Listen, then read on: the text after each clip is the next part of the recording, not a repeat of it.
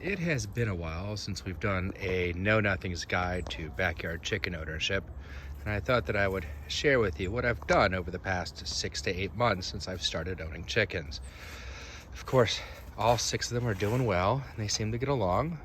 I do have this fencing that I got from Omlet, and it was pretty neat fencing, except that the groundhogs and the raccoons tend to chew up the bottom. So now the chickens can walk in and out. But for the most part, it lets the dogs know to leave them alone, and they stay pretty much where they need to be.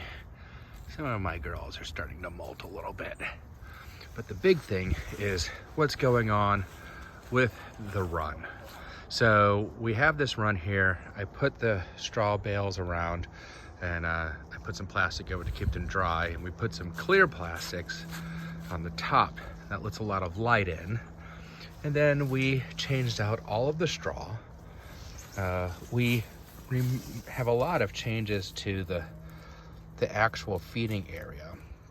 A lot of those feeders that I had before have just become garbage because they will dirty them all up. And this seems to work the best for me. They keep the water clean when it's up, and they keep the food drier when it's in these containers.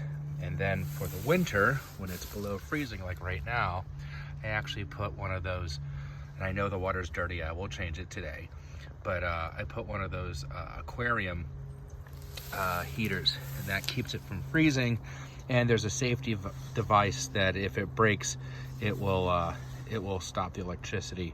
And there's a simple line you can see there. Now, as far as the Omlet, I actually put the Omlet, bought one of those winter coats, but in the winter time, I am going to put straw throughout the whole thing rather than using the grates down there. And this is 2 reasons. Number one, it's a lot easier to clean than trying to clean that grate. And I can just pull the hay out as I need it. But number 2, it's an added layer of insulation to let the chickens be a little warm. We've added a little roosting thing there, and I use an old table to roost. And then of course we have the treat area with the oysters and the grubs, the worms, and that's it. There is what I've set up for the winter for the chickles. We call this the Chickelodeon. I get to watch them on the video here at night, make sure everything's okay. The light comes on if something happens, and because this is so clear, I can see it from the house. So if anybody comes in, or an animal or something, we did have a raccoon get in here once, I'm immediately notified. So what do you think? What would you do differently? What would you add?